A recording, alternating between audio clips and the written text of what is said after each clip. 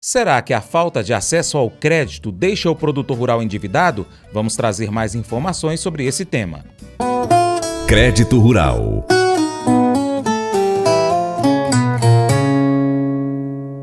O endividamento e a dificuldade de acesso ao crédito continuam sendo os principais desafios enfrentados pelos produtores rurais brasileiros nesse ano 2026. O problema tem se agravado nos últimos anos, influenciado por cortes no orçamento público e limitações em políticas essenciais, como o seguro rural, que hoje conta com recursos considerados insuficientes para atender a demanda do setor.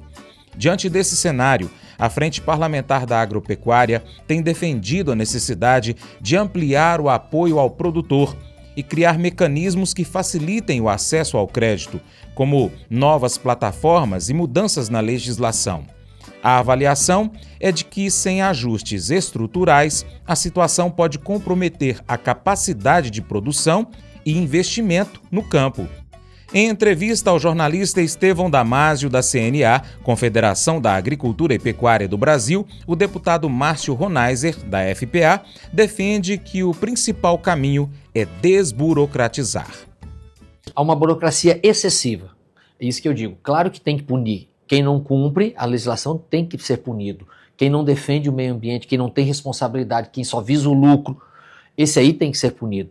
Mas, infelizmente, o excesso de burocracia hoje tem limitado e dificultado muito o crédito. Então a gente precisa criar mecanismos, de desburocratização, até porque, como a gente sabe, hoje o agricultor brasileiro é quem mais preserva no mundo. Hoje, praticamente 1/3 das propriedades são reserva, tem lugares que é 50% é reserva legal, ou seja, o Brasil hoje é um exemplo de legislação de defesa do meio ambiente. Então é só ter esse cuidado para o excesso de burocracia não prejudicar ainda mais o nosso produtor. É interessante que nessa fala do deputado a gente pode perceber, pelo menos eu estou observando aqui e absorvendo essa fala do senhor, de que as soluções, muitas das quais, ou a maioria no âmbito do poder legislativo, elas passam por melhoria de acesso ao crédito e redução da burocracia, é isso? Exatamente. E tem muito projeto que resolve essas duas situações? É porque é o seguinte, o papel nosso de legislativo, legislar, um deles, claro que também é fiscalizar, é cobrar, é acompanhar, mas é legislar, é fazer leis. Só que preciso depois essas leis serem depois executadas, acontecer de fato, tá lá na ponta. E às vezes a regulamentação, aí vem uma portaria de um ministério, de outro, que criam embaraços e que atrapalham. Às vezes pode até não ser o intuito inicial de quem fez aquele documento, mas às vezes por falta de estar lá na ponta, vendo como é que funciona de fato, criam embaraços e cria uma burocracia excessiva que prejudica. Então a gente quer e luta muito por isso mesmo. Hoje a gente sabe o seguinte, imagens de satélite são importantíssimas, se ajuda muito, mas nós não podemos confiar só nisso, achar que isso aí você pode aplicar multa direto, penalizar o produtor. E muito produtor tenta, às vezes, e os caminhos para poder fazer a regularização, para poder fazer, é muito burocrático e difícil. A gente tem aí uma dificuldade muito grande, produtores que já tentaram junto ao IBAMA e passam 1 ano, 2 anos, 3 anos e não conseguem a sua regularização.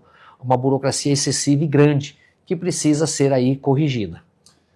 Claro que o Poder Legislativo, entre os 3 poderes, é talvez o mais transparente, talvez receba mais críticas. Mas quando a gente fala de endividamento do homem do campo, do produtor rural, na avaliação do senhor, essas soluções dependem principalmente do governo ou as instituições financeiras também têm uma parcela grande de contribuição, além do Poder Legislativo, que nós já destacamos aqui? Gente, é um conjunto todo. É um conjunto. A gente sabe, não adianta tapar o sol com a peneira. Aqui no Brasil, a economia mundial, ela funciona muito em cima de quem detém o poder econômico. No Brasil não é diferente. A gente vê o lucro que os bancos têm. Não sou contra o lucro. Toda empresa tem que ter seu lucro, tem que buscar ele. É assim que ela sobrevive. Mas lucros astronômicos, gigantescos, acontecendo. E isso, às vezes, penaliza o nosso produtor.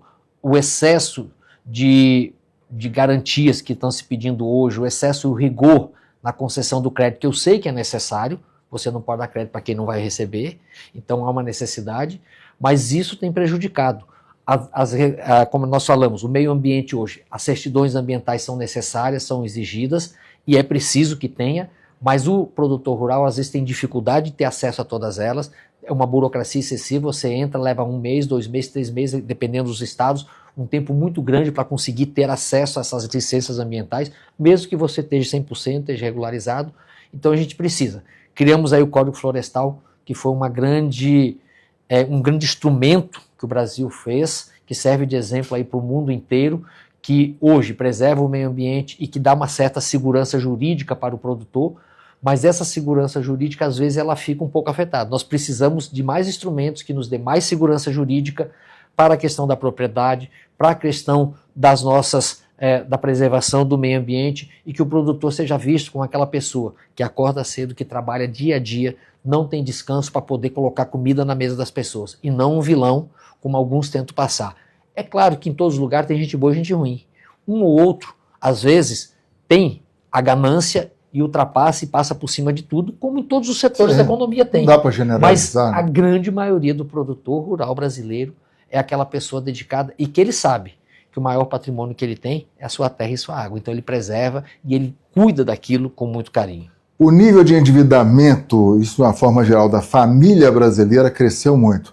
Está preocupando o governo. O senhor acha que o governo também deve olhar nesse processo de medidas que visem diminuir esse endividamento familiar, deve ter um capítulo especial para as famílias do agro, para as famílias de produtores rurais? Tem que olhar sim, com um olhar especial, até porque é o seguinte, claro, esse problema, como nós falamos, nós vivemos num mundo globalizado, quando a economia vai mal no mundo, no Brasil também não é diferente. Há um problema hoje generalizado no mundo inteiro, a economia é paralisada, com dificuldade, um cenário muito incerto pela frente, que ninguém sabe como é que vai ficar. No Brasil não é diferente, a gente percebe aí, esse juro cresceu demais, a gente achava que ia começar a cair, e aí agora com a história da guerra não está descendo da forma que a gente esperava. Com juros altos é muito difícil de fazer investimentos, aumenta-se assim, a gente percebe quem tem seu cartão de crédito, quem tem o cheque especial, essas pessoas criam uma bola de neve que é impagável, então tem que se pensar numa forma de como ajudar o brasileiro no todo, e é lógico, o setor produtivo rural também tem que ter um olhar especial, afinal é quem produz, é quem dá segurança alimentar, é quem faz com que a gente possa aí ter as energias necessárias com a alimentação do seu café, do seu almoço, da sua janta, de toda a população brasileira. Muitas vezes as pessoas não conhecem. Elas vão na prateleira, pegam o leite, pegam o ovo e acham que aquilo lá sai enlatado, né? Não sabe toda a dificuldade que tem por trás. Também, né? Muita gente não sabe distinguir de onde vem. Pega aquelas bolinhas de feijão e não sabe de onde que veio aquele feijão, como é que foi a dificuldade de se produzir. O arroz também da mesma forma. Muita gente não conhece. Então, há necessidade de ter um olhar especial, com certeza, para o produtor rural. Para finalizar, até com uma mensagem que o senhor possa deixar para o nosso público, perspectivas para esse ano, dá para ser otimista? Bom, eu sou uma pessoa otimista, mas também sou realista. Eu acho que para esse ano é um ano de muita cautela, mas a gente não pode perder a fé e a esperança. Eu sou uma pessoa de fé, acredito muito nisso. O Brasil é um país abençoado. Nós temos aí as melhores terras, um clima excelente, todas as condições de crescermos economicamente, principalmente no setor produtivo rural. A gente tem tudo para continuar crescendo e avançando e a gente não pode desanimar. Agora temos que corrigir algumas distorções que existem. Muito obrigado, parabéns pelo trabalho, sucesso. Para você não perder nada do que a gente traz para você, deve estar inscrito em nosso canal YouTube. Vai lá no YouTube, pesquise Paracatu Rural. São 4 canais para você.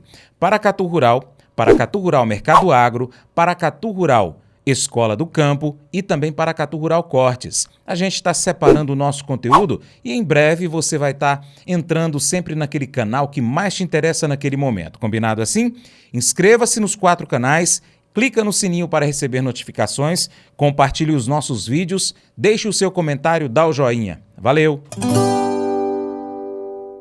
Independentemente do que dizem ou pensam ao seu respeito, entenda uma coisa. Deus tem um plano e um propósito real para a sua vida. Nunca permita que ninguém te convença de que você é um caso perdido.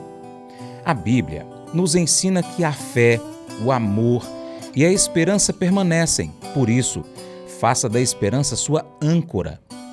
É ela que te manterá firme durante as tempestades. até que o horizonte apareça novamente. Você é uma obra-prima de Jesus Cristo e nasceu para viver coisas grandes. Acredite, existe um destino eterno esperando por você. Leia a Bíblia. Deus te abençoe.